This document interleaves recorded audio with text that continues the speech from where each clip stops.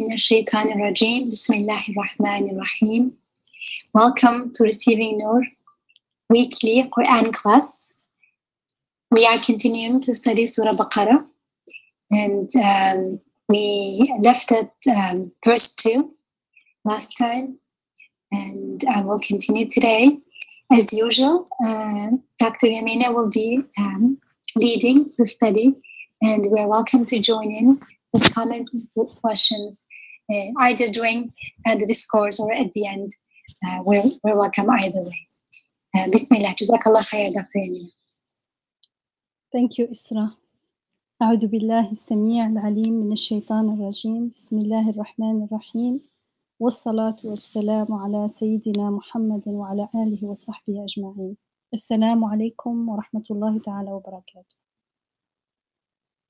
So we went through the first and second ayah of this surah, which is the longest surah of which is Surah Al-Baqara, and it started with Alif Lam Mim ذلك الكتاب لا ريب فيه هدى للمتقين. I'm reading it. I mentioned in the very beginning that the meaning slightly changes according to where we stop, but more or less it will be the same meaning at the end, or the meanings do not contradict each other. This is the reading that I grew up with. You stop after La Raib, meaning that is the book in which there is no doubt. No, that is the book. It means there is no doubt. It is that it is guidance for the God conscious, or let there be no doubt. The fact is that it is guidance for al-muttaqin, the God conscious. And right after, in ayah 3, 4, 5, today inshallah we'll just go bi'idhnillah over ayah 3, but the next ayat, the following ayat, describe who the God conscious, the muttaqin are.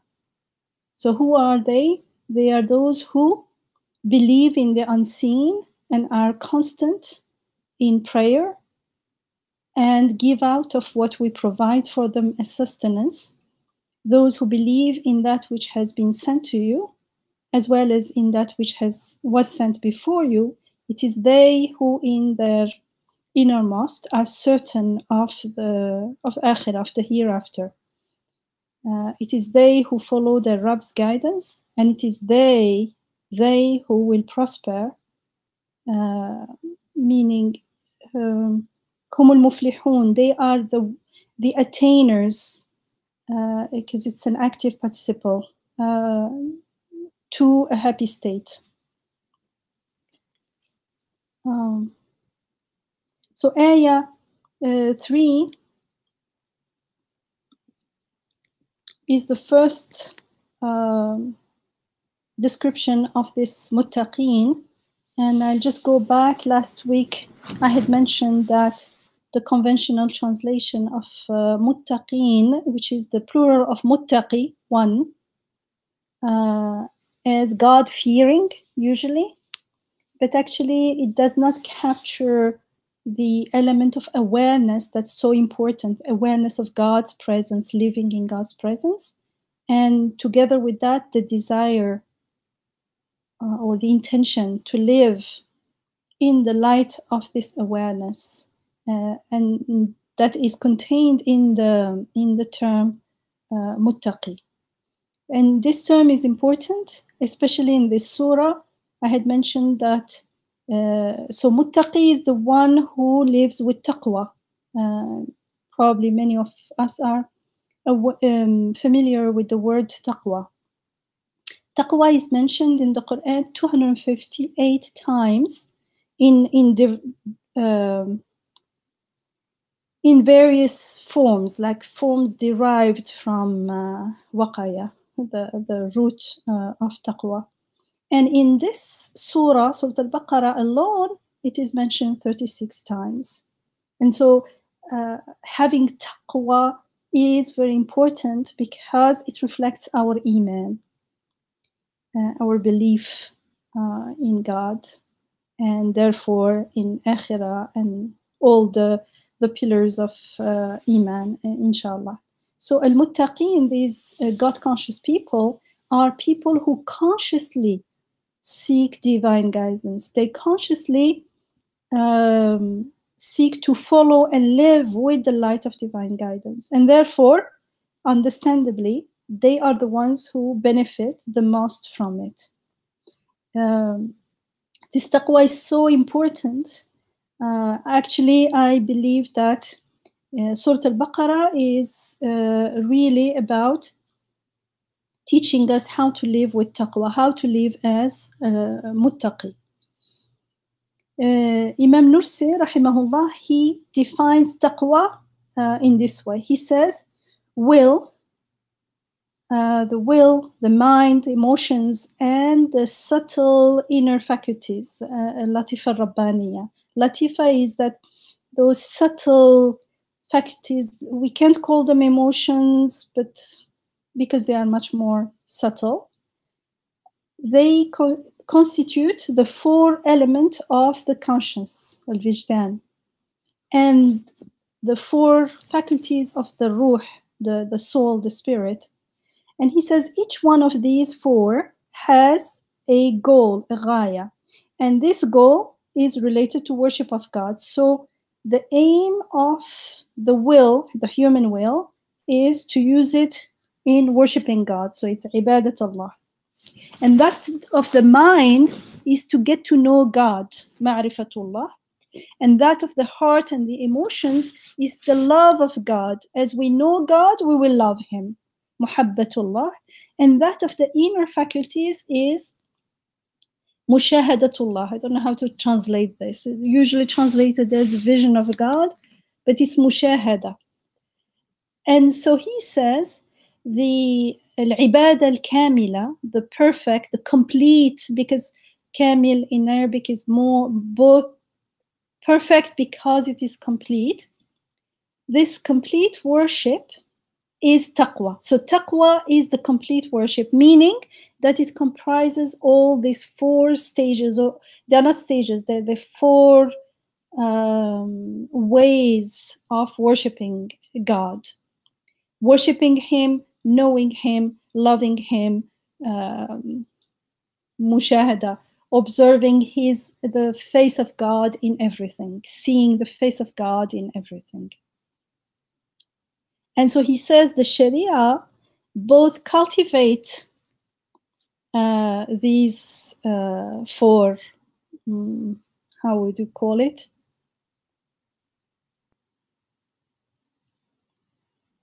I don't know how to call them. They're not stages, these four ways to know God and worship Him, and corrects them and guides them towards their ultimate goal. So the Sharia is there to help us attain this state and perfect this state.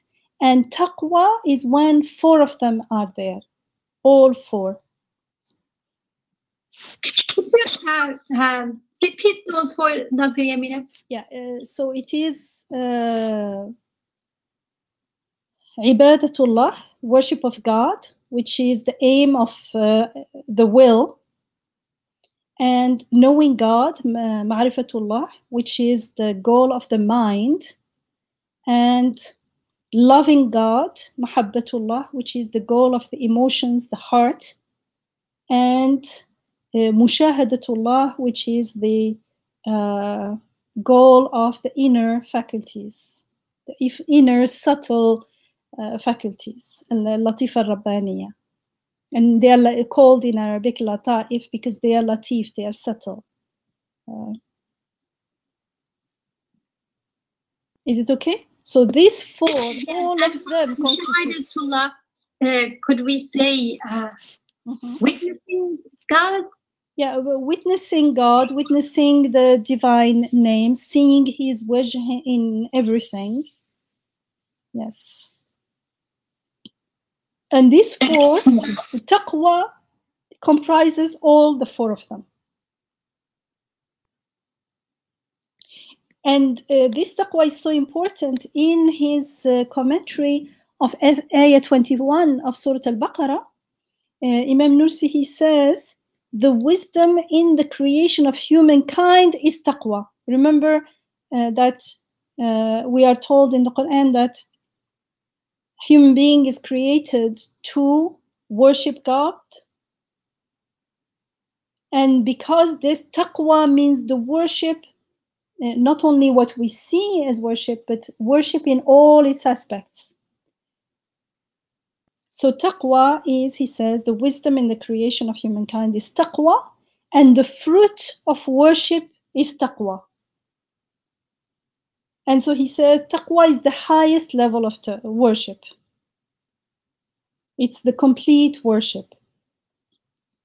So it's very important because remember, like Surah Yusuf was, the main theme was ihsan and living with ihsan, and the main theme of Surah Maryam was rahmah, and the main theme of Surah Al-Baqara is taqwa, inshallah.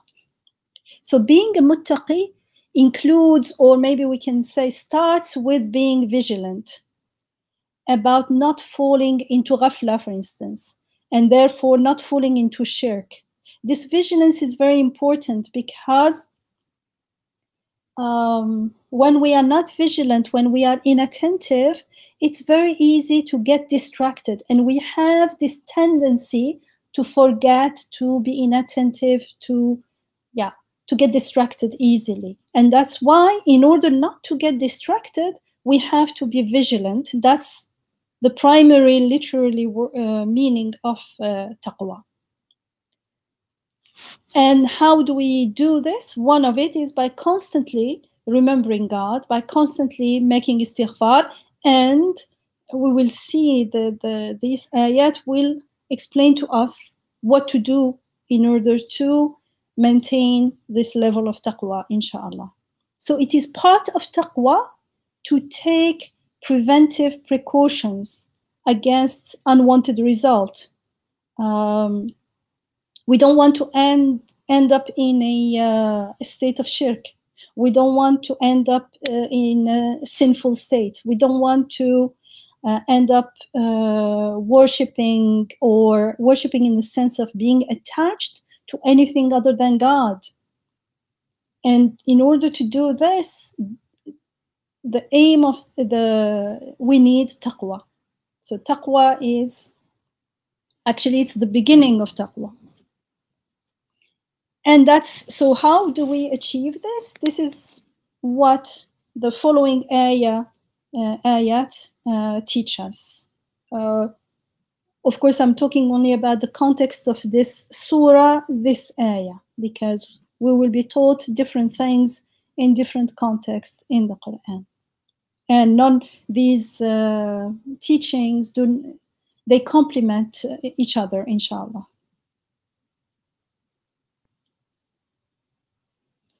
So the muttaqin, we are told, are those الذين يؤمنون بالغيب ويقيمون الصلاة ومما رزقناهم ينفقون. They are those who believe in the unseen and are constant in prayer and give out of what we provide for them as sustenance. So they perform good acts, good deeds, inwardly and outwardly. Inwardly, Iman bil ghaib. They believe in the unseen. This is an inner action. It happens in the heart. It's an action of the heart. And physically, outwardly, like the salat, the 5 daily prayers, or with property, like yunfiqun, this infaq, which is spending onto others, which includes the zakat and the sadaqah, the charity. So I'll start, I'll take this ayah has 3, let's say, sentences. Those who believe in the unseen, are constant in prayer, and spend out of what we provide for them as sustenance. So I'll take each part one by one. I'll start with the first one, which is, the first part is, who believe in the unseen. الَّذِينَ يُؤْمِنُونَ بِالْغَيْبِ. So in this ayah, and actually the next in this expression, in these three expressions, as well in the ayah that comes after the fourth ayah, the relative pronoun الذين, it's actually the masculine plural in Arabic. The relative pronoun is used, who, اسم الموصول. Instead of, for instance, it is possible to say المتقين المؤمنين, the believers. Instead of that, we are told those who believe in the unseen, not the believers in the unseen. So the relative pronoun who, الذين, here is a way to draw our attention to the qualifying relative clause, because when you say who, you say who are they? We wait, and the relative clause that comes after, يؤمنون بالغيب, they believe in the unseen, becomes like important because we're waiting for it. It is this clause that characterizes and describes the muttaqin, the God conscious. And so this, it tells us that, or it draws our attention on Iman as expressed by the verb yu'minun. So Iman here is an action. If it had been the believers, then the Iman would be not explicit, but implicit in the description. If they are believers, then they must be believing. But here, no, it's not they are believers. They do Iman, they believe, it's a verb. So this process of believing is the first characteristics that describes the muttaqin, the God conscious. And this is a sign to the importance of Iman, of belief, and to the importance of Iman being an action. And that's why it's depicted by or described with a verb. And so the use of a verb here, yu'minun, they believe, is also a sign that Iman is renewed. Iman is not something static that you gain one day and then you become the believer forever. No. It's something that you perform day in, day out. It is something. Iman is renewed, and it needs maintenance. It needs to be maintained and sustained. How? Through continued confirmation, through continued affirmation of evidences of the ayat in the world and inside of us. So the ayat, the evidences, are manifested both inwardly and outwardly in the world, and we need to confirm them, to make that tasdeeq, to observe them, to witness them. And so the clearer the evidence get, the firmer Iman becomes. And so Iman is not something static, it's dynamic, it's alive, it's and it depends on some inward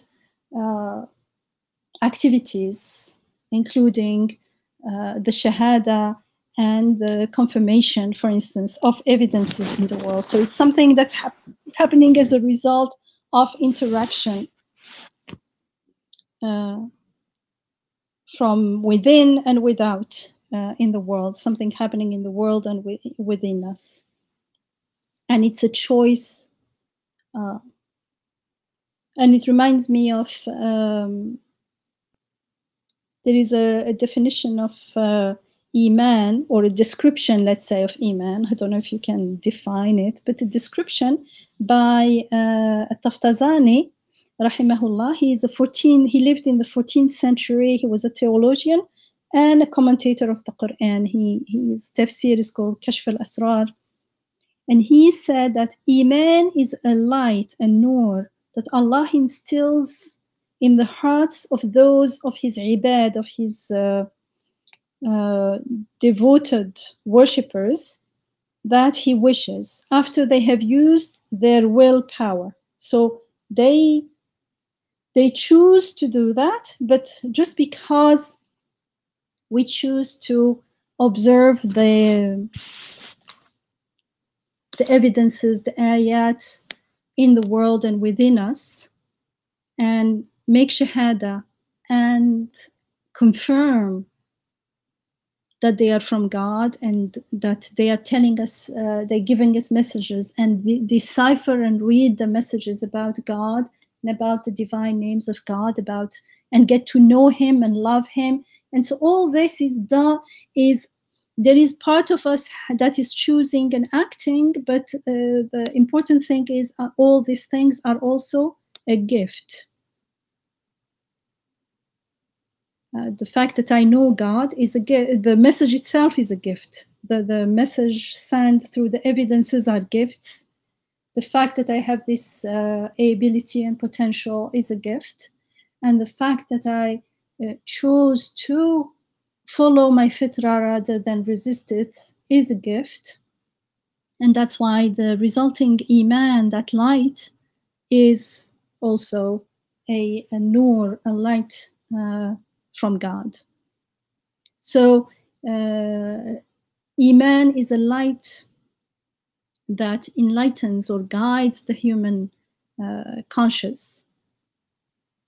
And through it, it gives us also moral strength. It gives to the heart of the believer, because the heart is the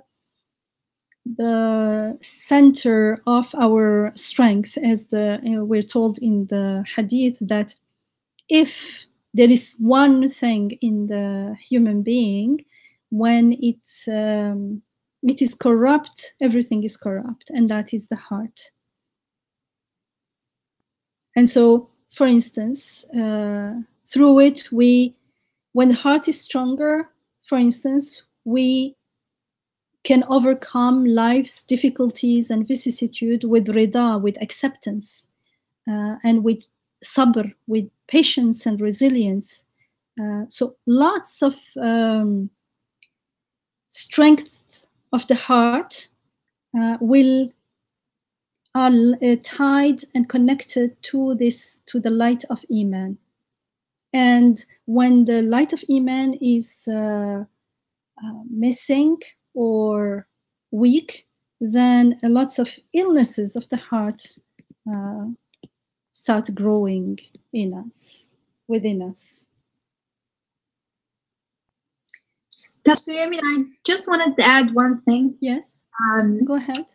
It's you mentioned how Iman is a light that's cast into human heart after human being reflects and makes a choice. Mm-hmm. One way to relate to this is to also think about the way in which the consequences of Iman go well beyond what we do. It's like turning on a switch in a very dark house. And that, yes, I did turn on the switch. I made a choice. But then when that light comes on and all this exquisite artistry shows up in the house, beautiful furniture, whatever, Mm-hmm. Things that look scary are not scary at all anymore. Dark things look terrifying because we don't quite see them, but then none of these stuff are. So you feel all of a sudden extremely safe and in a beautiful place. So in that metaphor, we did make his choice to turn on the light. But then what came with the light is completely, beyond what I could make on my own. True. Yes. Very, very nice metaphor. Thank you. And actually, the light is something that brings light to our perception of the world, and it brings out also the potential within us. So the heart is also enlightened, and so it brings out all the values and virtues, the human virtues within us.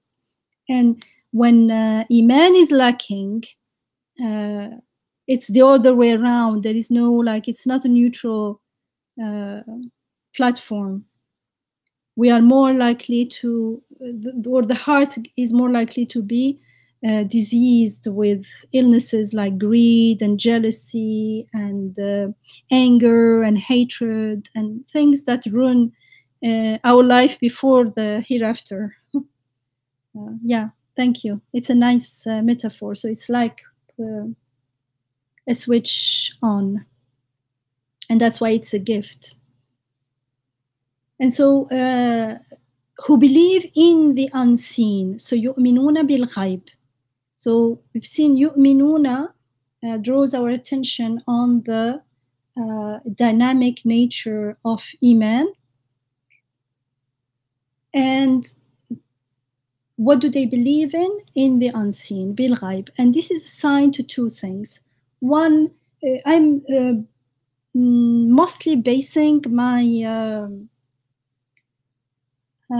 what I'm sharing with you today on the tafsir of this ayah by Imam Badi'u Zaman Sa'id al-Nursi. He has a tafsir on starting with Surah Al-Fatiha, and it stops at some point of Surah Al-Baqara. He could not finish because of external conditions, and later when he came back to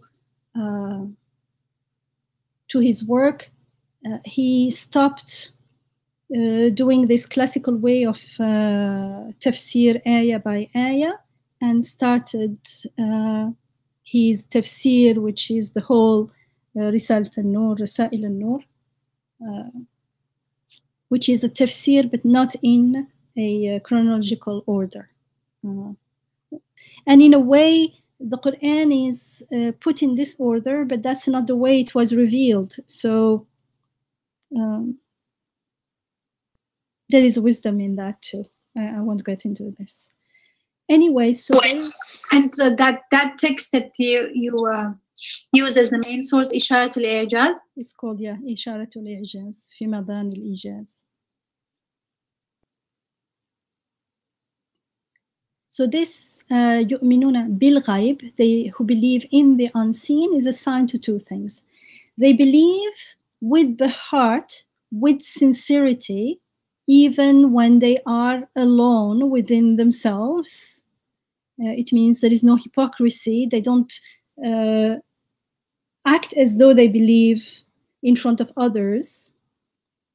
And they believe in what is unseen and in the world of the unseen, in عالم الغيب. And so believing in the unseen means that we are aware of the flow of creativity in the world and within ourselves. So these 2 points, believing with sincerity within the heart, even when we are alone, and believing in what is unseen in the world of the in the world of the unseen, are actually connected. Because we can't believe truly in the unseen if we are not involved in this belief with sincerity.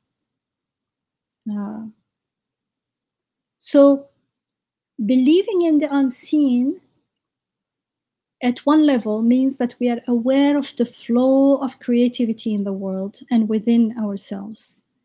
And so we realize that what we see or what we experience is coming, because not everything is seen with eyes. What is out there is, or in there, is coming from somewhere and living to somewhere. We notice the flow. And therefore, we realize that this world is not stable, and it is not the source of what we experience and what we see. And as a result, it is not, and it cannot be, our point of reference in life. This is extremely important, so important that it is the first characteristic of the muttaqi. Because if we don't have this awareness, if we don't have this iman, this belief, we don't have a strong, sound grounding, strong basis to build our iman and our ihsan on. Sister Yamina, this reminded me of the saying, there is more than what meets the eye. Yeah. So these are the people who see more than what just is on the surface. Yeah, much more, much more. And not only that, but they also see that nothing is stable. So this world cannot be our point of reference in this life, because the flow points to beyond. It points to an unseen realm. Everything is coming from somewhere and going somewhere. And so that itself is an ayah, is a sign to an unseen world. It also means that we perceive ourselves more than our physical being, or more than our thoughts and emotions. And we are aware, because people do not think that they are their physical being or their thought or their emotions. But by not being aware of who we truly are, by not consciously not identifying with our physical beings and thoughts and emotions only, we do end up acting and living as though we were identifying with our physical beings, with our thoughts, with our property, with our emotions. For instance, with our emotions, we do it all the time, but our emotions change. But no, we take it as if it's so stable, and we rely on it, and that's why we don't feel the need for stable divine guidance, because we think our emotions can guide us. And our emotions, sometimes they are true and sincere and authentic, and sometimes they are not. They are based on false assumptions about who we are, about what the world is. And so they cannot be reliable on their own. So it is very important that the muttaqin here, this belief in the unseen entails perceiving oneself more than just a physical being, more not identifying with our thoughts and emotions, which fluctuate constantly. And so this perception is projected onto the world, because if we're not our physical being, we're not our emotions and thoughts, we're something else. We start realizing and more identifying ourselves with that stable part of us, that part of us that was breathed into the material, into the physical being, that ruh that was taught the the names of God, that ruh that knows God from the beginning and needs to remember them, and was sent in this physical body on a journey in this world to grow, to get to know God, and to live with taqwa. And so when this perception is projected, we always see the world in our own mirror. And so when the muttaqi has this self-perception, it's going to be projected onto the world, and we start realizing that beings are much more than their apparent physical entities. And we become, so now, more than just the flow, that they are coming from the unseen and going. Even if we take a shot at one moment, which is not possible, but if we could take, even that has much more than what we see. So there are many dimensions going on here. And so we become aware of the malakut aspect of creation, the angelic, the aspect that pertains to angels, to the divine command of kun fayakun, be and it is, the divine command of creating. Dr. Yamina, this is a lot. So I wanted to see if we can unpack a little bit more. I personally wanted to say two things. One, Everyone actually is invited to share. Go ahead, yes, Isra. Exactly. Yes. And if you don't share, Alia is here and she's going to make sure everybody speaks at the end. So you might as well prepare.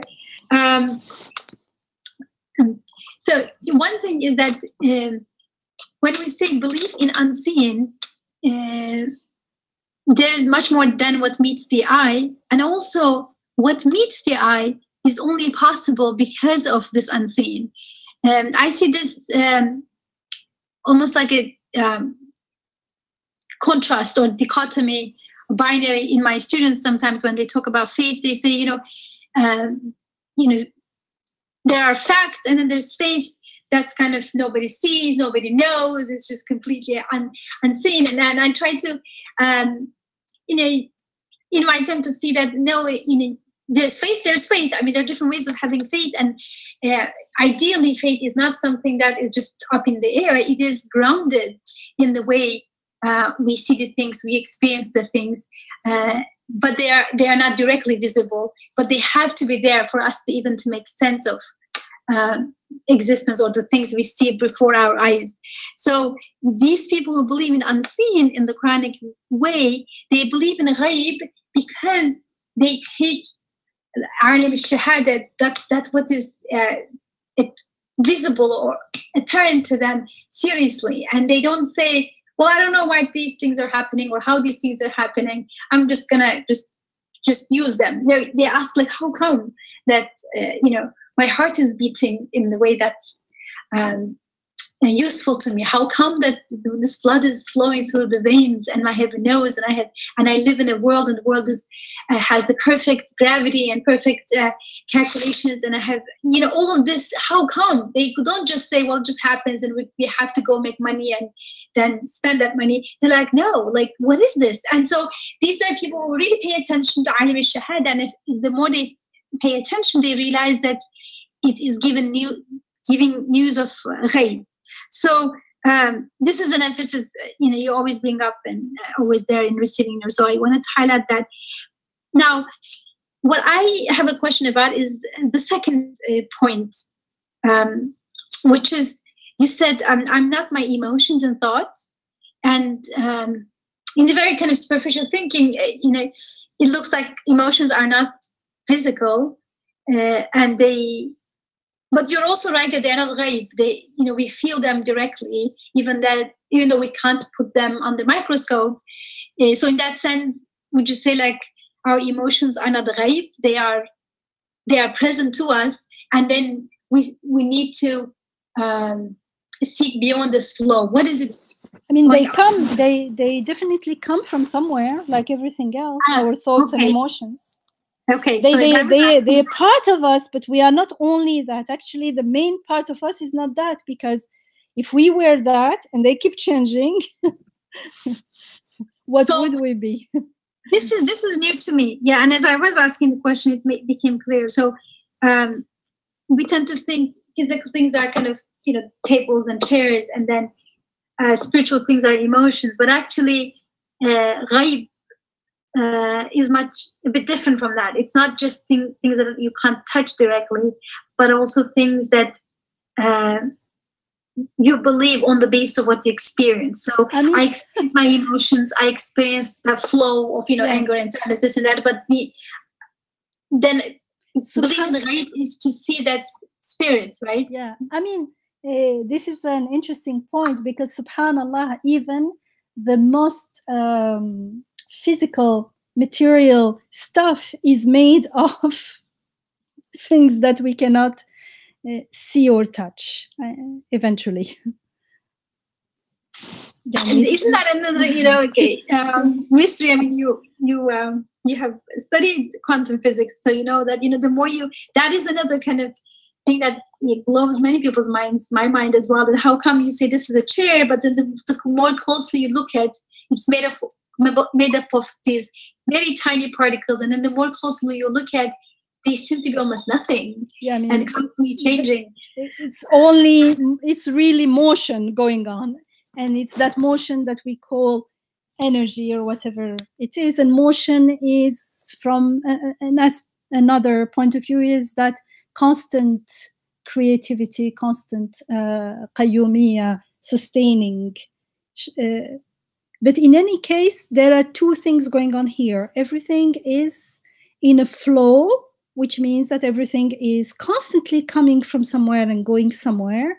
And that's a very powerful ayah, a powerful sign to another realm, which is more stable, which is the source of what is here.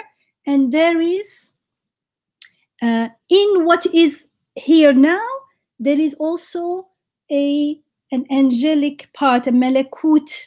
In the Islamic literature, alam al-shahada has the mulk side that we see, we touch, we use our senses to interact with.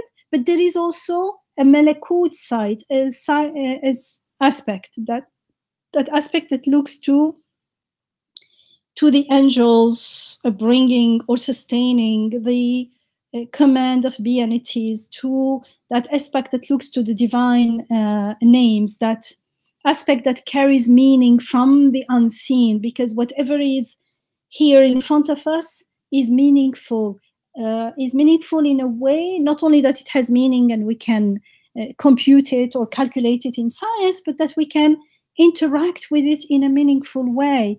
And so it's that aspect that looks to the eternal beautiful names of God, to al-Isma al-Husna, and therefore eventually to Akhirah.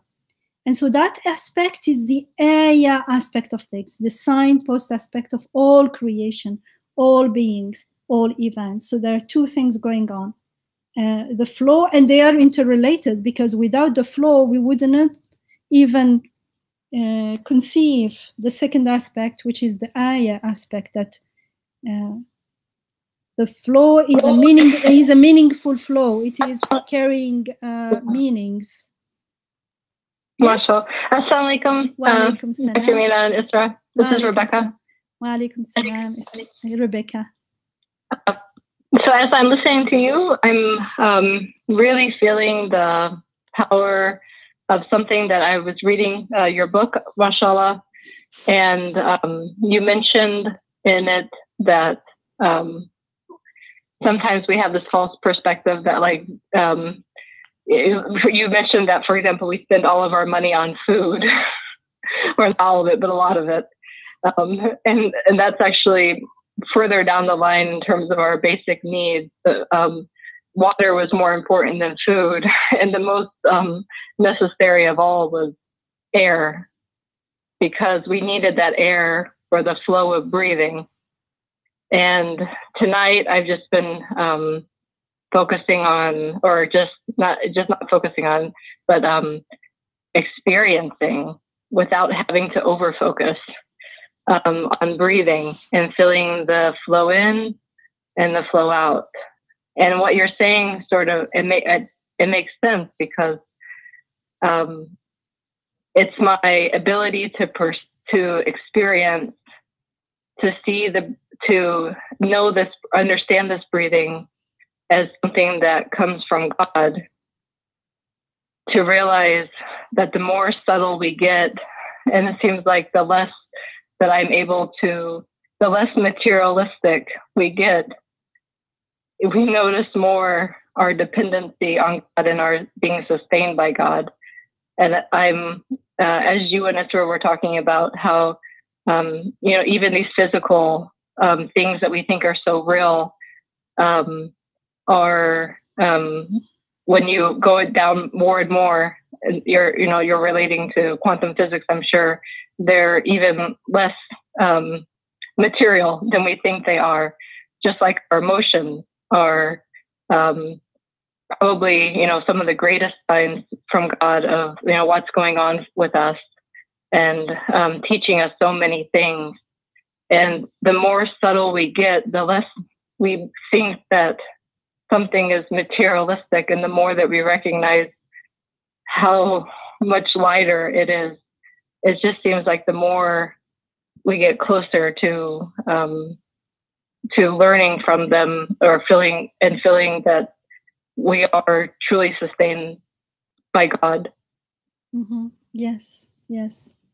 And yeah, not only that, but like everything, when we get in touch with, when we start perceiving things as ayat, as signposts, for instance, like our breathing itself becomes an ayah, an evidence to the world of the unseen. Life is coming into me, is being breathed into me.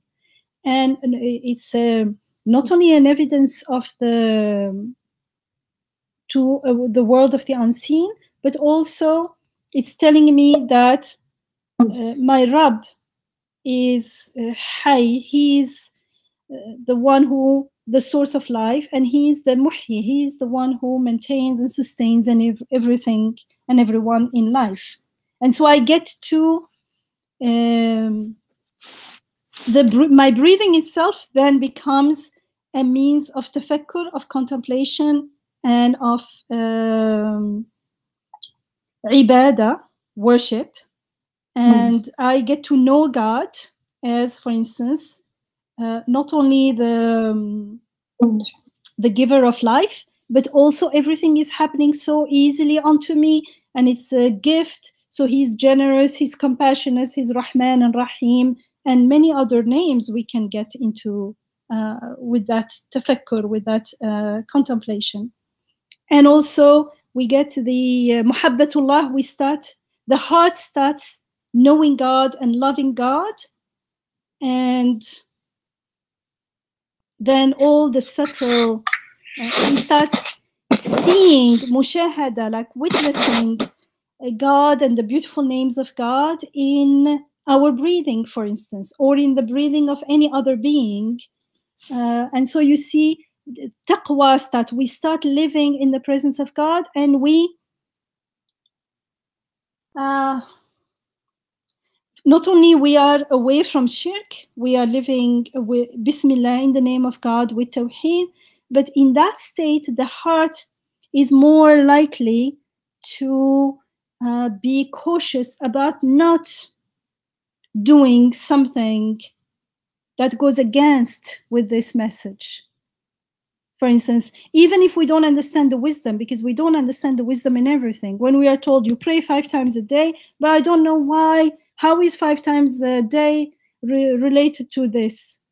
We don't care. We love God so much. We are so grateful. We are so happy to just stand in front of Him. And it's like if we're feel so indebted to someone and so grateful, if they ask us for something, even if it's not for our benefit, we will do it. But here, subhanAllah, it's again to our benefit. But we are willing to trust, to surrender much more easily, inshallah. So everything being an ayah means everything help us remember God, get to know Him and love Him, and then see His face, His countenance, His wajh, His divine names, beautiful divine names everywhere. That's a mushahada.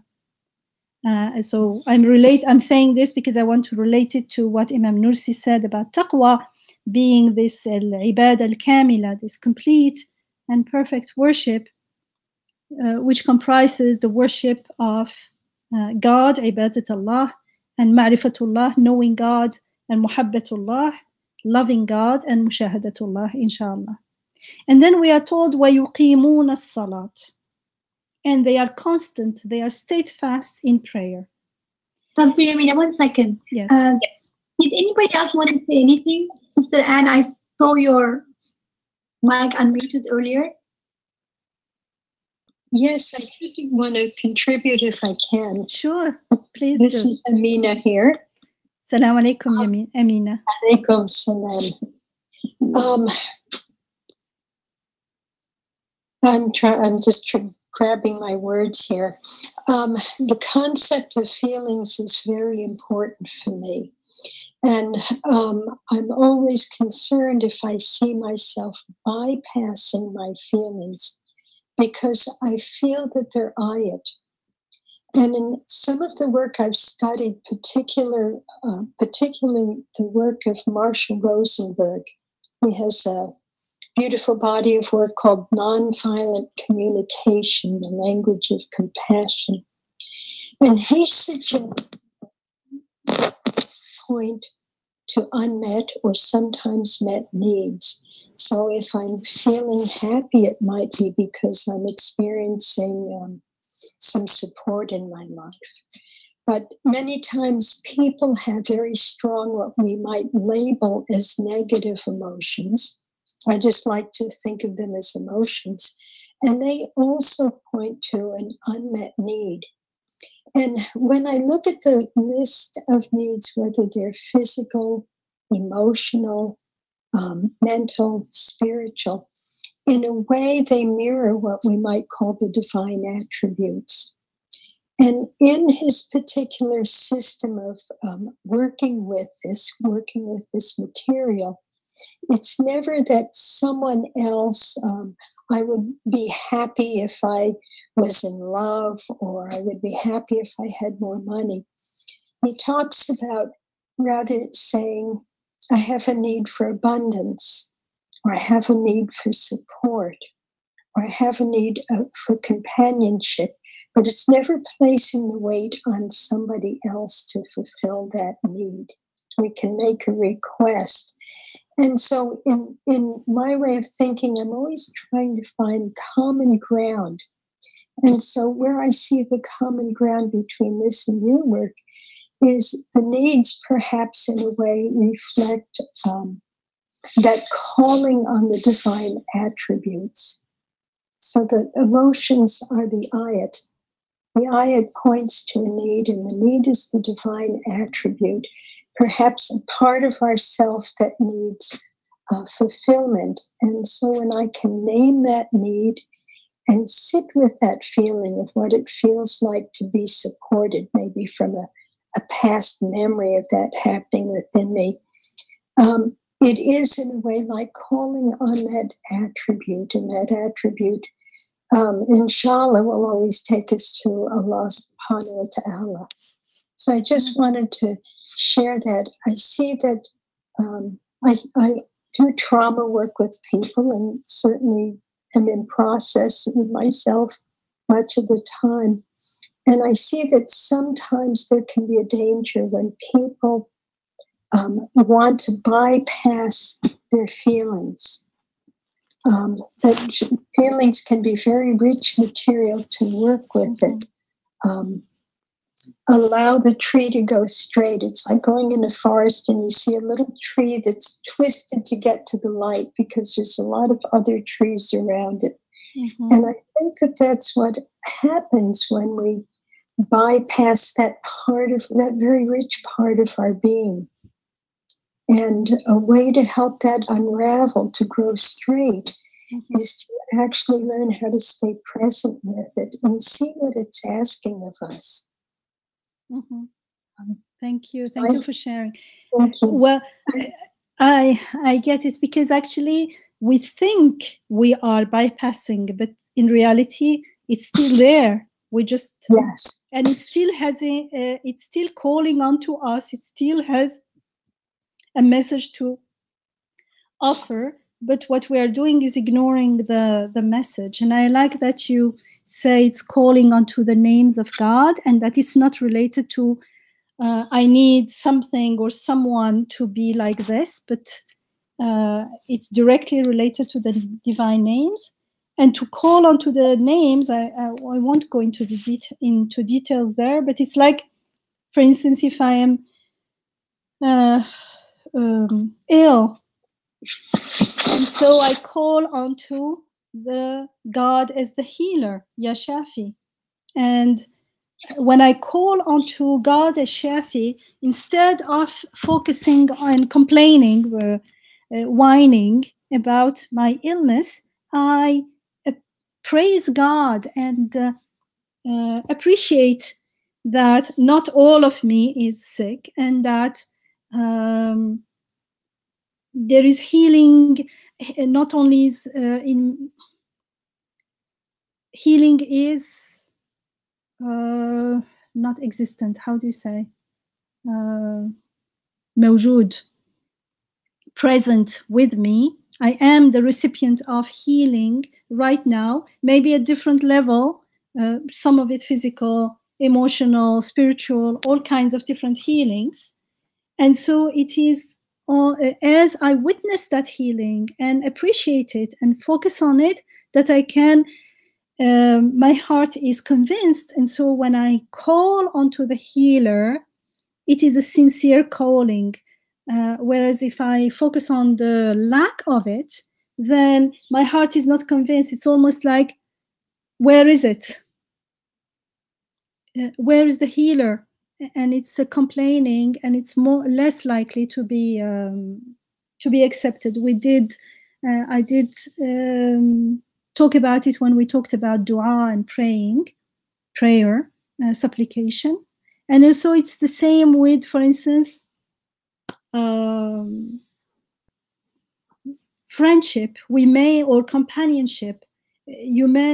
Anyone may need a companion, but before we need a companion, when we realize that the Ruh's foremost and the most needed companion is God, and it is always there for us, then our need for companionship in the world is much more healthy, and we're not like clinging and looking for companionship in a shirky way, as if the companion or the friend will have to make us happy, will have to fulfill something for us, which is not possible, and therefore no friendship will be sustainable in that with that state of mind, because no one can make us happy. And so we call onto God as Wali, or as different names of God. Yeah, I think that's, very important, and part of the signs that are available to us within ourselves. And it's directly related to how we interact with the world. Thank you for sharing. So, Dr. Yamina, I want to ask something to follow up here. So it's important to listen to our emotions and see the message they bring, and also seek for their being satisfied, fulfilled in an appropriate way. At the same time, it was said earlier that we are not our emotions and thoughts. So do we mean to say that it's like a step-by-step process in the beginning? We are unaware, and we tend to kind of repress our feelings and emotions and not listen. No, actually,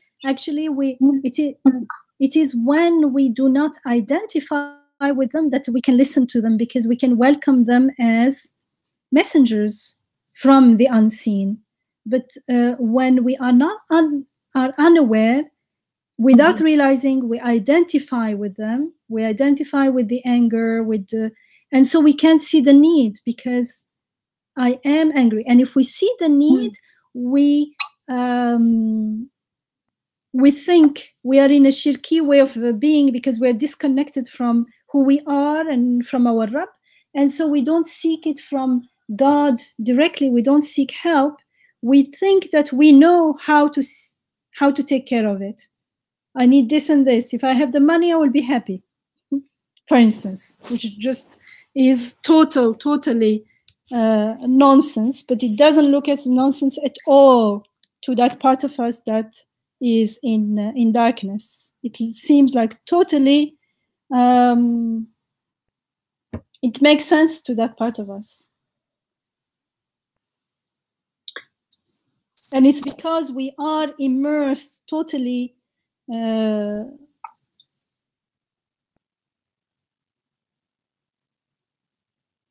we don't listen to them as messengers, but we are them. There is no awareness, no distance, no perspective. I am angry. I am unhappy.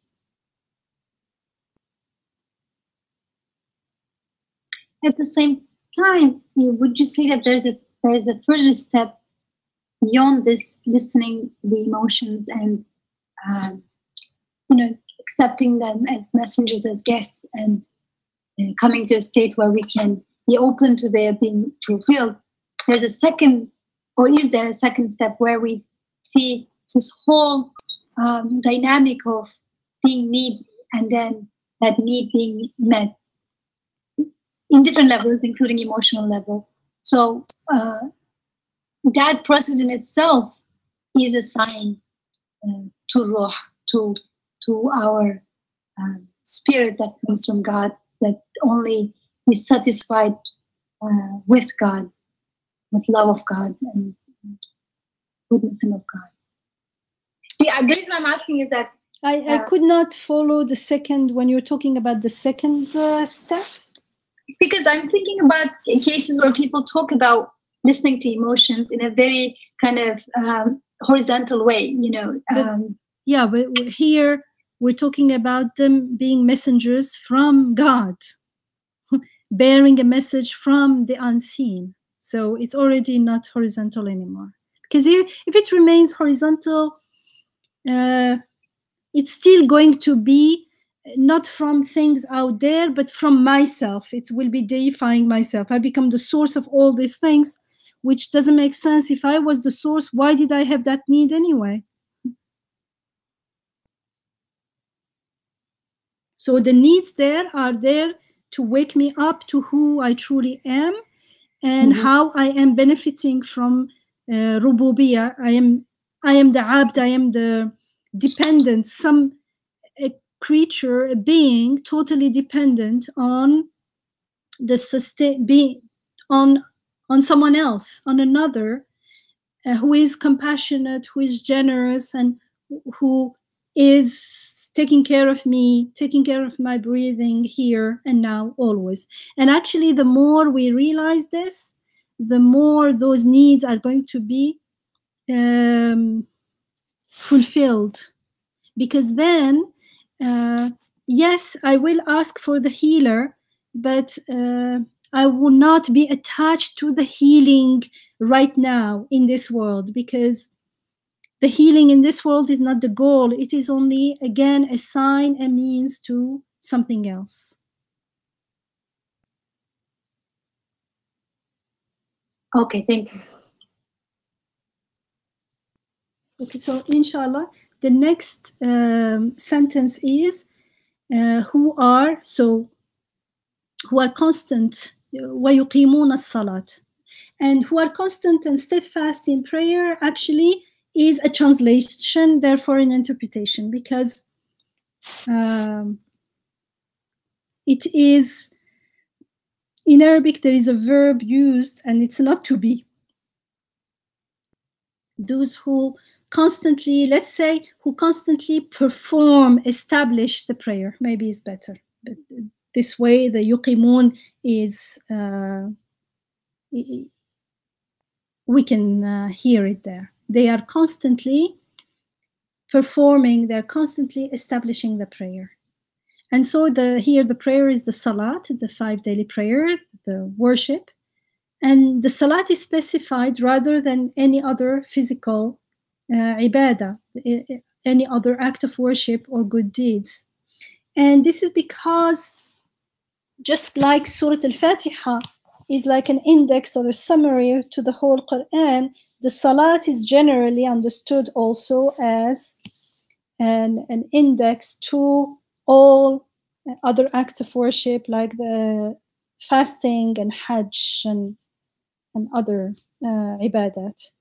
And it includes the different, it is a summary of all other acts of worship, in the sense that it includes all the different ahwal, the different states of being that we experience while worshipping our Rabb. For instance, the feeling of awe, the feeling of admiration and praising and thanking God. And that's why we recite Surah Al-Fatiha, that so beautifully captures that that state of being and nurtures it and teaches us in what state of being we need to be.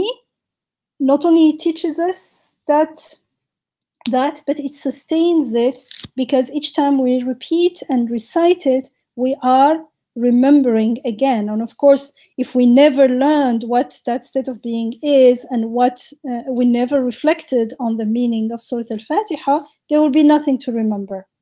But if we do as we are supposed to do, inshallah, then it's a beautiful reminder of all those state of feeling in awe in front of our Rabb, and admiration. The heart is praising and thanking, because just like Rebecca shared, just the act of breathing brings so much awe and gratitude and thanks. Or add to it all the other feelings and emotions we experience on a daily level, and especially in important events like Anne was sharing. So these are all opportunities for us to praise and thank God, and ask for help when we feel helpless, when we feel weak, when we feel we need guidance, we need light, so we ask for help and for forgiveness, and all these are contained in the meaning of Surah Al-Fatiha, for instance. And that's why it's such an organic part of the Salat. And together with all these emotions, which are all inner actions, during the Salat, we also use the words that expresses them, like Surah Al-Fatiha, and we choose other other parts of the Quran that all ultimately are talking about God and reminding us of who we are and what we're doing in this life. And so in the Salat, we are combining inner and outer actions, non-physical, emotional and mental, as well as physical actions at the same time. And so, for instance, when we stand during the Salat, we stand with the dignity of the Khalifa of God in his name, Bismillah, in his name. And that standing symbolizes that we do not bow, we do not prostrate to anyone or anything other than God, our Rabb. And that itself brings us lots of relief and healing and strength in Iman, in believing in God and trusting in Him and glorifying Him as our Rabb. And that's when we bow and prostrate, we do glorify God in words, and we praise Him, and we acknowledge our neediness, our vulnerability. That position itself, like when we are prostrating, is an acknowledgement of who we are as totally dependent and totally indebted to our compassionate Rabb. And again, a verb is used here. It's not the performers of Salat. No, who perform, who establish the Salat. And so the fact that the verb is used instead of an active participle, for instance, we could say al-muqimun as-salat. No, there is a verb, yuqimuna. They establish, they perform. And this attracts our attention to this action, this crucial action. It's saying that the action is very important. If a verb is used, each word of the ayah of the Quran is a signpost. It has a hikmah, wisdom in it. It bears messages to us. So it's a crucial action, the action of performing the Salat, of establishing the Salat, of making it that constant ritual, that constant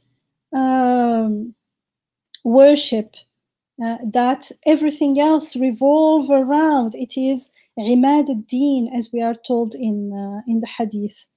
It is the pillar. The Prophet ﷺ says, the Salat is the pillar of religion, the pillar of the way you live as a worshipper of God, as a surrenderer to God.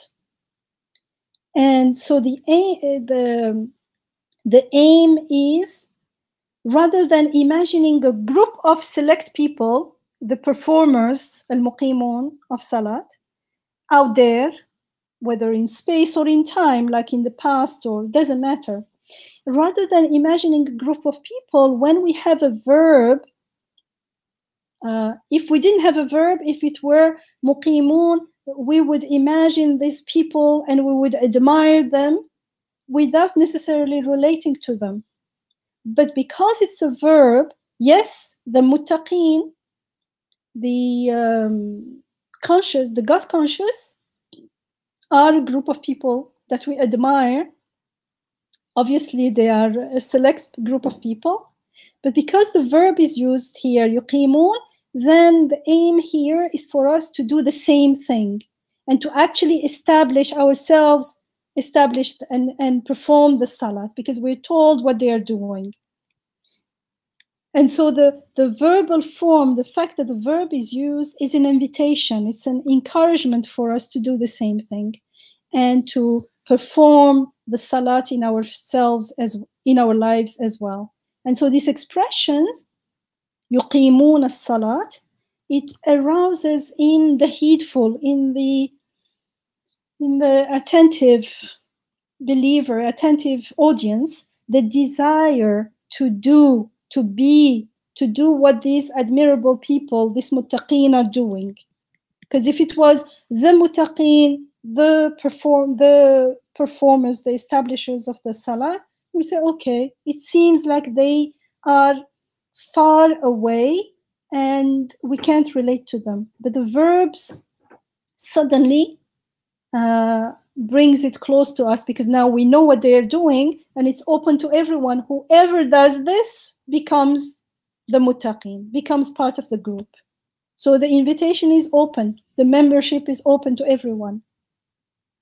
And so it's an invitation to the heart, to the soul, to the extent that we admire the muttaqin, we would, inshallah, want to be like them. And here we are, we're told what to do, what they do, and therefore how we can follow their admirable example.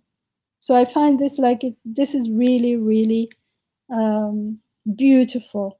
And at the same time, there is something that draws the attention here. We're told yuqimun as-salat, and all over the Quran, in the Quran, it's always, whenever the salat is mentioned, it's always yuqimun as-salat. They perform and establish the salat, rather than yusallun, they pray.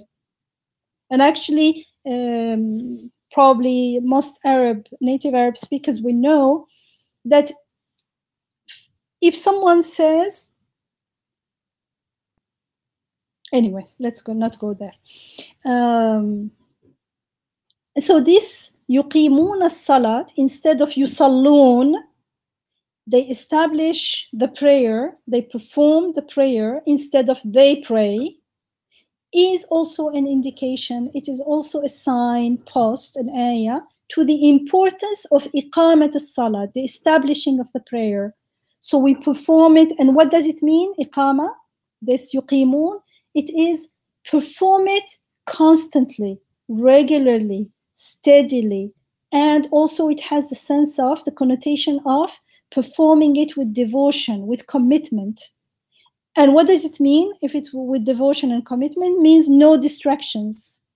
And that's included in the meaning of taqwa. Remember, taqwa is that vigilance, that being attentive to what we are doing, not taking iman for granted, for instance, not being comfortable in our, not being too comfortable. I'm okay now, I'm doing all my worships and everything, but being always vigilant, always attentive. And because we can easily be distracted, especially when we are too comfortable. And so this is establishing the prayer is also a means of making sure we preserve ourselves from distractions, from diversions or diversions. I don't know how you say it.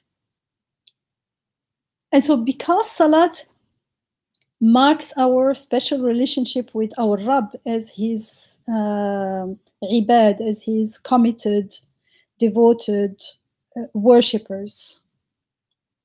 So it's important that the Salat is not just we pray, but that we pray regularly, constantly, and with devotion and with commitment, which means we are careful not to be distracted. And many of us know, I remember, like when you start praying, you realize that you are distracted, whether you like it or not, by so many things in the beginning. All kinds of things come to our attention while in the prayer, or maybe they are there all the time, but because within the prayer, as we are within the Salat, we are trying hard, we are intending to be present, then we start realizing all the background noise and all the distracting thoughts and things. And eventually, the more we do the work, the more we reflect, the more we remember God all day, the more in the Salat, subhanAllah, there is less and less distraction, inshallah.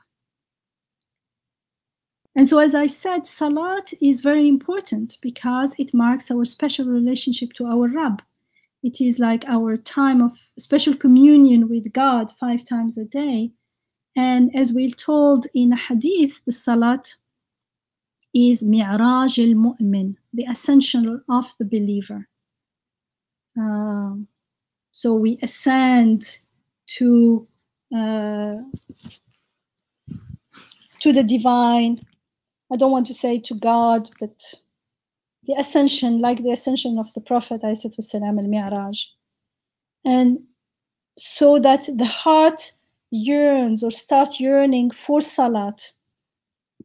Imam Nursi, he says, the Salat perpetuates in the heart the idea of the maker, of God's sublimity, of the Rabb's sublimity, and makes the mind conscious of it, so as to induce obedience to the divine laws of justice and compliance with the order of things that the order that our Rabb creates things with it. So this is conscious Salat, when the more we perform the Salat rather than just pray, the more we start embodying this meaning, and the heart will long for the time of the Salat, because it brings joy, because it brings we remember again who we are. We are ibadullah, we are totally being taken care of. We are here, we have a host, we are guests, and we are honored guests, and our host is so generous and so compassionate, and we are going on a journey here, and it is meaningful, and everything has a meaning and a destination. We have a destination, and so nothing becomes too heavy, because nothing is meaningless, nothing is purposeless, nothing is without wisdom. So life, how we experience life, start changing. Our perception of everything totally changes. And so the ruh start expanding, start breathing,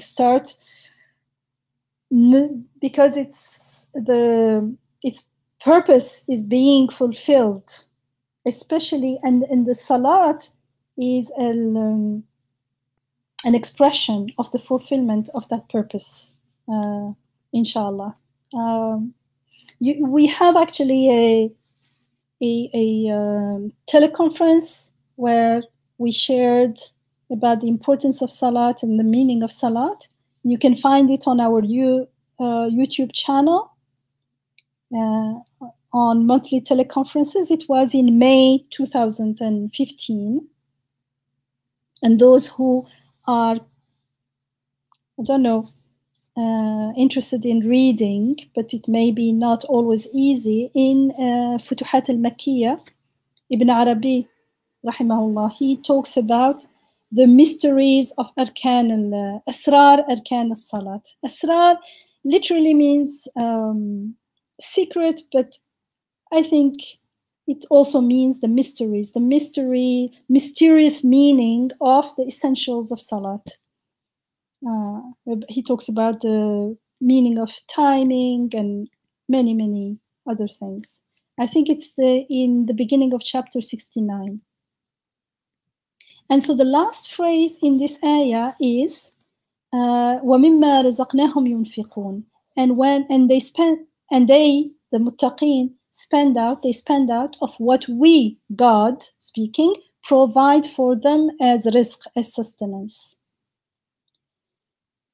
And so it's interesting that we've been told and spent out of what we have provided for them, instead of, for instance, they give charity, they give it doesn't say, we're not told يَتَصَدَّقُونَ, for instance. We're not told يَزَّكُّونَ, they give the zakat or they purify, the purification. No, it is يُنْفِقُونَ.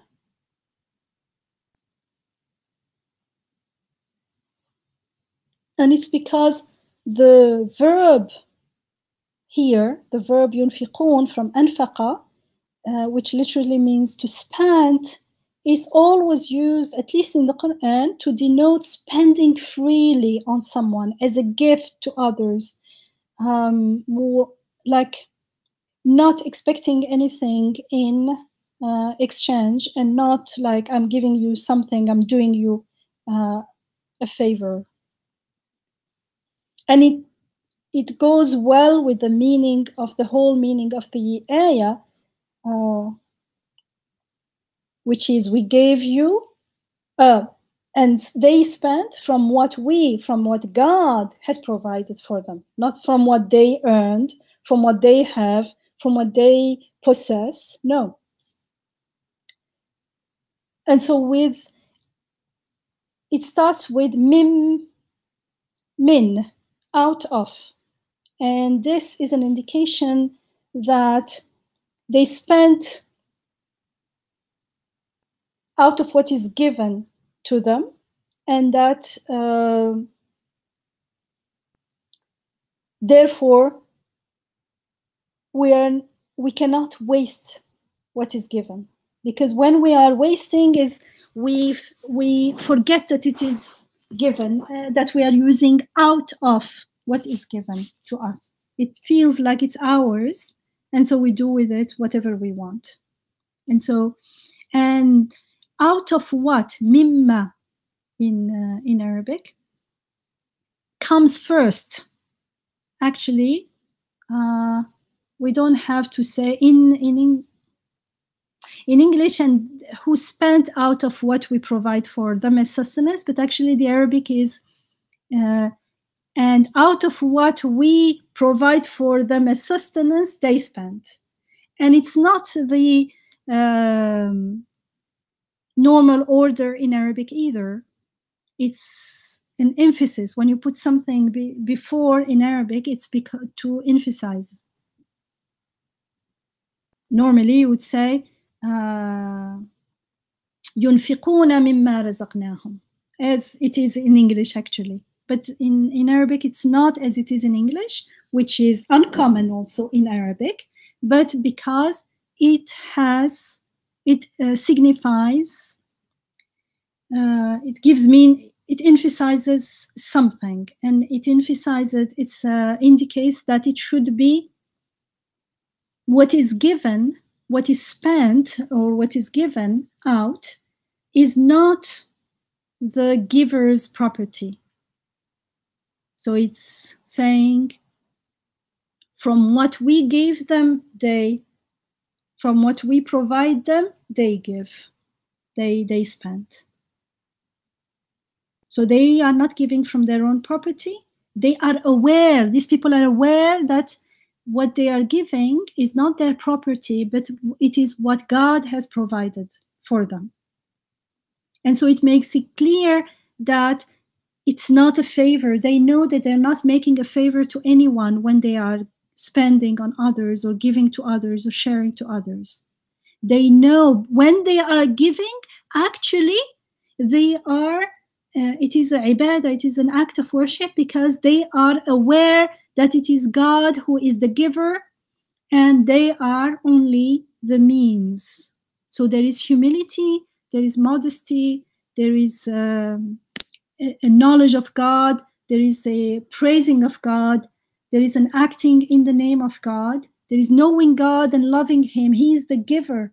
Tomorrow, if I am the one in need, someone will be made to give me, and that someone is not giving me from his pocket, but from what God has bestowed on him. So it's very, very strong and very beautiful. And it's very selfless act. This selfless act of giving is itself an act of piety, an act of taqwa, because the person who is the person who is doing it has that consciousness, that awareness. And as they give with this awareness, as they give this way, what is going on? They become the muttaqi. So it's not they are muttaqis and they do this only. No, they are muttaqi because this is what they do. So it's giving us the formula. You want to be a muttaqi? You give this way. You give knowing that what you are giving is not from yours, or there is no yours. Everything is given to you. Even if what I'm giving is not money, everything, whether it's knowledge or friendship or a smile or attention or appreciation, everything is given to you. So acting this way in the name of God, knowing that He is the only giver, and as I'm giving, I become aware that I am given as well. So it is a moment of giving thanks and praising God and knowing Him with His beautiful name, and therefore loving Him more. And it is an unending cycle of growing in taqwa and growing in ihsan, inshallah. And then he says, we provide them. Now, وَمِمَّا رَزَقْنَاهُمْ, رَزَقْنَا, the na there is we. It indicates the meaning of the hadith: never fear scarcity from Rabb al-Arsh al-Azim. So never fear scarcity, because the source of all giving, the source of all blessings, the source of all things that you need is with Him. You don't need anything else. Anything else comes from Him. Anything else is only a means. And so when we don't have that fear of scarcity, when we start believing more and more, being more and more convinced and sure in abundance. And so it becomes easier and easier to give. And the more we give, this belief strengthens, becomes stronger and stronger, because the giving itself is also an evidence. It's also an ayah. And it's parts of our shahada. I can't say that God is the giver and I can't give. If I can't give, I don't believe that God is the giver. It means I think I earned my money and I'm not going to give it to anyone. And the word rizq here, it says razaqnahum, it's the verb razaqna, which means in English you can only say we provide as rizq, we provide for them as sustenance, as rizq. But in Arabic you make the verb directly. it is not specified what is given as rizq. And so it is an indication, or it infers that the spending includes everything, the giving of everything. Because if it's not specified, it means everything is included. Material thing, spiritual thing, immaterial thing, like so property, knowledge, ideas, help, everything is included in this giving. And the word used is, and that they spend, yunfiqun, and it infers that the recipient of the giving should spend the gift on his essential needs. Like the giver shouldn't waste, and the receiver also shouldn't waste. And that's why from this ayah, from this expression, there are conditions that make infaq acceptable, which is there should be no wastefulness. One shouldn't be wasteful or go to excess. That's not acceptable. One should not take from one person and give to another. مِمَّا رَزَقْنَاكُمْ, what we gave you, to you. So it has to be from what is my own property, what is given to me. I cannot go and steal and give others and call it infaq. And one should not give in the hope of gaining something, like gaining some favors or something, because you're not doing a favor to anyone, it's given to you. And one should not fear poverty. What if I share with others, and of course if I have only one meal, people even one meal they shared it, subhanallah, because they believed in abundance rather than scarcity. But because we are so, why are we stuck in scarcity? Because we think we are the source of our rizq. And if we are the source of our rizq, then there will be lots of fear around the risk. So, and the infaq, the spending onto others, is not restricted to property, should not be restricted only to material things, but includes everything. Everything you have, you are supposed to share. You can say, but I have nothing to share. You do. Everyone has something to share. Even as the Prophet ﷺ, even smiling is a sadaqah. And the risk here, risk as a word which is provision of sustenance, itself in the language applies to all that is of benefit. Everything that is beneficial is risk in the Arabic language. So the fact that razaqnahum is used, it means don't go and give things that are not beneficial.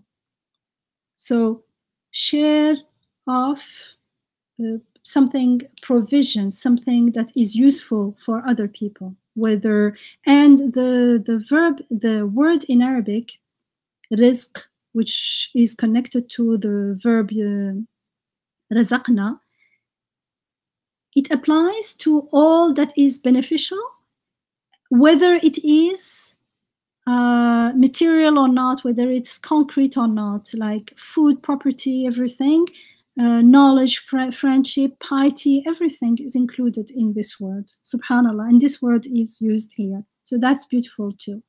And yeah, and also the recipient of the giving should not spend it on frivolities, on unnecessary things, because that's not beneficial. I heard, was it? Yeah, I heard people collecting money, and at the end it was for a family, but at the end I stopped because I learned that they were going to buy a television for that family. So the people who were collecting the money thought that it was a necessity for the family, but personally So it's again, there it becomes a matter of interpretation. I don't believe that television is a necessity. And actually, I don't believe that it's beneficial. It may bring more harm than not. But some people thought that because they don't have television, they are always complaining, and that complaining, like, let's make them happy. So you see, it's a matter of interpretation. So for me, television is not risk. For someone else, it may be risk. So if I think it's not risk for me to give the television to someone, according to my conviction, I am not following this ayah. But someone else, in their understanding, Allahu A'lam, God knows what is right. There are things that are clear and there are things that are ambiguous, like in everything in life. And there, as the Prophet ﷺ says, istafti qalbak, like consult your heart, but there the heart has to be a sound heart, qalbun salim. And that qalbun salim is, the heart is sound when the whole, we have the right stand, the right istiqama, the right destination, and everything. But it's a process. So it's not what I think is necessary today may not be tomorrow. And as we change, we pray. That's why we pray for help and hidayah, for we seek guidance from God, because we only hope that our interpretation is, inshallah, haqq. And right after mentioning of salat comes infaq. So they believe in the unseen, who believe in the unseen, and establish the constant prayer and spend from what we give them, they spend on others. And just as the salat is imaduddin, we are told in the hadith, it's the pillar of religion. It upholds religion. It upholds this way of living as devoted worshippers of God, as surrenderers to God, as God-conscious worshippers of God. Zakat, we are told in a hadith sahih, sound hadith, is the bridge of Islam. And that means like spending onto others is an opportunity for people to assist each other. It acts like that bridge that brings people together. People have the opportunity to take care of one another, to care for one another. And so it's a way to spread compassion and rahmah among the community, in the society. And in another way, it is the antidote to greed, to stinginess, to jealousy, to many maladies, sicknesses of the heart. And that's why, and it's as we've seen in as you give, our iman, our belief in God is strengthened. So the salat, we believe in the unseen and then perform the salat and then give of what God has given us, not just give haphazardly without any consciousness. There is an adab of giving. There is a way of being when we are giving, and the performing of the salat increases our iman bil ghaib, our knowing God and our loving Him, and so does this particular way of giving from what He has provided us, giving in the way He asks us to give. And the first condition is to be aware that what we are giving, whether material or not, is a gift from God, that He is the giver, He is the razaq, He is the provider. And so they all strengthen and reinforce our iman and our belief in the unseen. And we saw how and therefore our taqwa, because we saw how taqwa is the four aspects of worship, the complete worship, and that when we have that complete worship, that iman, that also reinforce iman, with that iman, as the heart is filled with iman to that extent, the maladies, the sickness of the heart starts healing from different sicknesses that we may have without even realizing, like fear of livelihood, which is related to fear of scarcity. It's a fear of scarcity, for instance, that can totally paralyzes us. And so even if we have enough to share with others, we don't. And because it's not rational, that fear is not rational, some people can be very wealthy and still have that fear, and therefore they don't share with lots of poor people around them. I remember many years ago, someone was telling us his experience, and it was very interesting. That time for me, it was eye-opening, because he was saying he went around to ask for donations for some project, lillah, yani not for himself, to help something that he believed was good for akhirah, and to help other people, actually. And so the people he went with to were people he knew, and some of them were very wealthy. And one of them, he went to this very wealthy friend of his, and the person knew that he was coming for to ask for some donation. He started complaining about the economy, about how he started new investments, and how he was in a very, how do you say, condition, like very constrained condition, that didn't have cash with him. And this, he said so much that I felt the person who was asking felt sorry and felt embarrassed. And he said, I felt if I only had some money and I could give to him. And that is a state of being. It's a state of feeling. It's the person. It's not like the person just didn't work on that aspect of their life. So if we do not practice gratitude and conscious gratitude to God and thanks, and focus on the abundance in our life, even if we are given much more than we need, we will not realize it, because that fear will blind us. And that's why iman bil ghaib,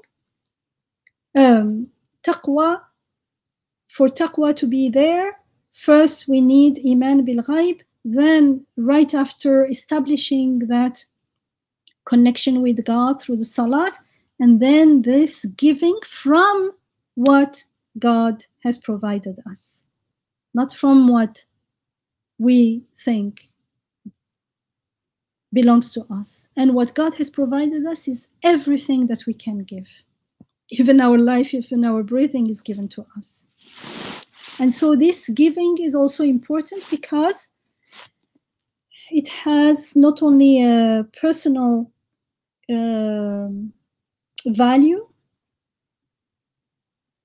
because it grows and establishes this God consciousness, this taqwa, but it also has a social, communal value, because it is this bridge, the bridge of Islam, the bridging to other people, that the rahmah starts reflecting on a communal, on a social level. And I just want to end with a quote from Imam Nursi, which is related to, he was talking about zakat, which is related to giving and spending on others, and charity and helping others. He says, if you take a historical look at the page of the world and study the evils of human society, you would see that the underlying reasons of for all revolutions of corruption and the source of immorality are two things, two sayings. The first, once I'm full, what is it to me if others die of hunger? It means I don't care. No one says this explicitly like this, but the stand is, I am busy with I am full, like that's it. I don't care about others. Most people are not going to say this outwardly, explicitly like this, but we're talking about stance, attitude. And the second, you work so that I can eat, and you toil so that I can rest. Exploitation of labor. And so he says, as for the cruel, vile first saying, once I'm full, what is it to me if others die of hunger? It has shaken the world of humanity and brought it to the brink of ruin. It is only zakat, charity, and zakat is more than charity, it's giving, almsgiving, that will cut it at the root. While the tyrannical, greedy, perverted second saying, you work so that I can eat and rest, has endangered true human progress, taking it tottering to the verge of the conflagration of anarchy. And the only way to eradicate it, the only remedy for it, is the prohibition of usury and interests. So the first one is charity and sharing and giving, and the second one is usury and interest, because usury interest is the more money I have, the more it makes money without me even doing anything. He carries on and he says, consider this, the order of society is dependent on there being no vacuum between the classes of people. The upper classes should not grow distance from the lower classes, nor the rich from the poor, to the extent that the lines of communications are broken between them. But because the obligatory payment of zakat and the prohibition of usury and interest have been neglected, a yawning gap has opened up between the classes, and the upper classes have grown so distant from the lower ones that no links between them remain, no bridge. It is because of this that instead of respect, cooperation, and love ascending from the lower class to the upper ones, shout of revolution arise and shrieks of envy and cries of hatred and revenge too. Similarly, instead of kindness, generosity, and favors descending from the upper to the lower classes, the fires of tyranny and oppressions and volleys of insult rain down on them. While the qualities of the elite should be the cause of modesty and compassion, unfortunately, they give rise to pride and arrogance. When there is no connection to God, there is no sense of ubudiyah. And while the powerlessness and poverty of the poor necessitate kindness and benevolence, they lead to slavery and degradation. If you want a witness for what I say, he says, take a look at the so-called civilized world. There you will find as many witnesses as you could wish for. And the so-called civilized world is the civilization of this age that is now a global civilization, a global culture, a culture that has been desacralized. Even the religion and the sacred has been emptied out of its true meaning. The only means of reconciliation between the classes, which will bring them closer together, is the payment of zakat, one of the pillars of Islam, and elevated, wise, and far-reaching rule in the administration of society. So the payment of zakat and the prohibition of usury and interest. And usury and interest is primarily in the bank, but the mentality can be used, we can be using it in our life without being a banker. I want to go there. Inshallah, we'll end here. But it's very, very important in our communal life and social life as well.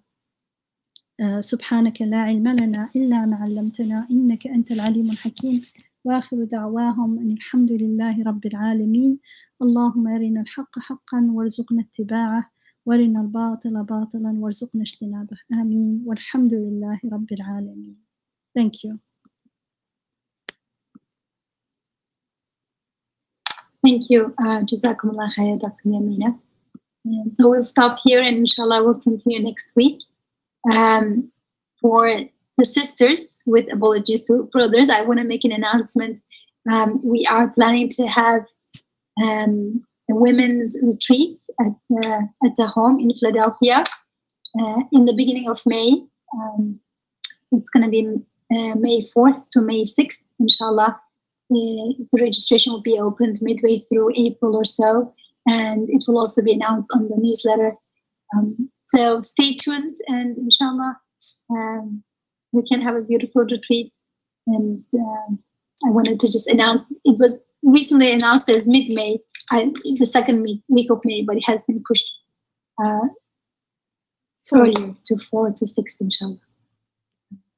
Assalamu alaikum. Unless, I wanted to stop here, but is there any comments, questions before we end actually? Jazakallah khair. Such a beautiful, mashallah, halak. Jazakallah khair, Yamina and Isra, and everyone for the comments. It came like the last part, like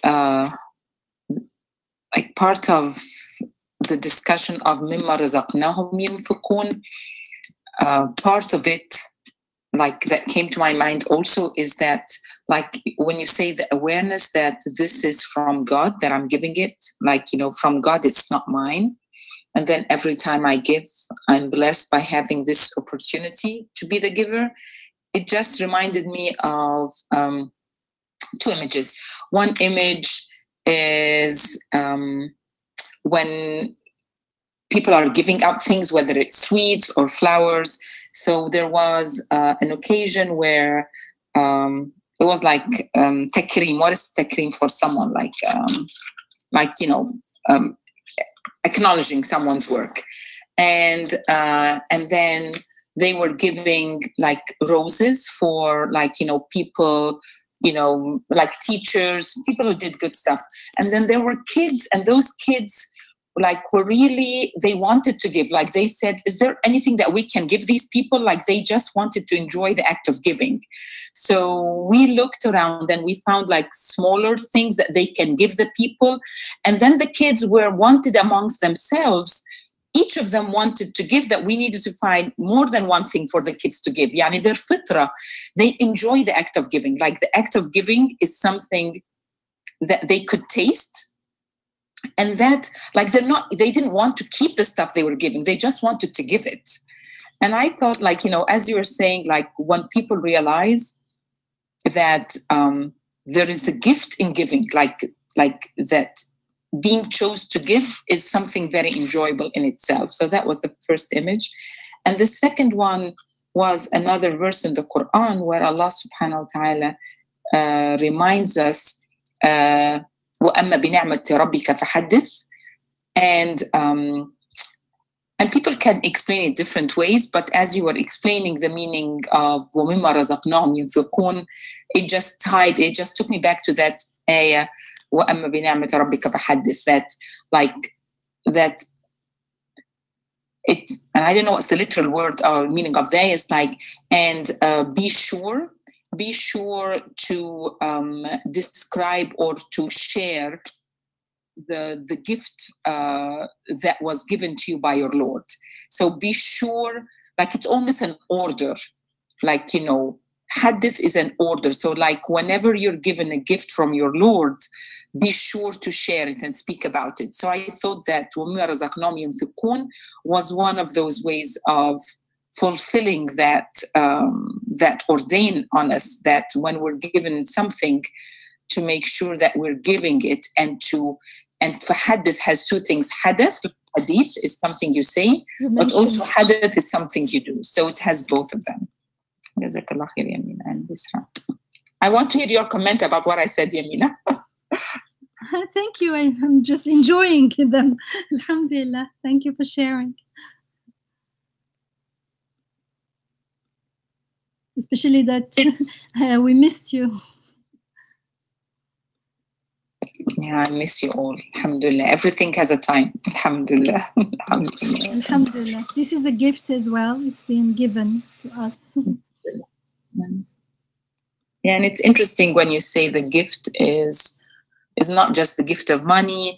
The gift is the gift of everything, like maybe the gift of your thoughts, of sharing your thoughts, the gift of your patience, the gift of your smile. I mean, today you mentioned so many things that was very beautiful to be reminded of, because a lot of time when you are grieving, the first thing that you want to do is that you don't want to be with anyone or speak with anyone or do anything. You want to just lock yourself up, basically. So it's a good reminder that what you have is to be shared, whatever that is.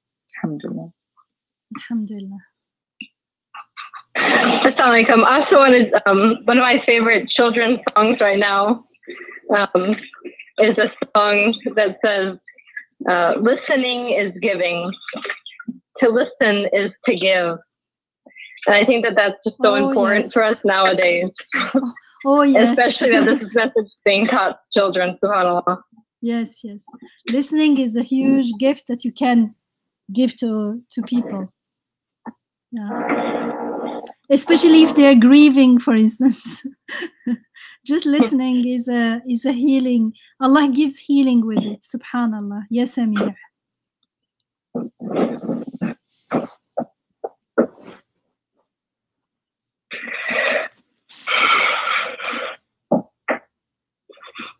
Are there any comments?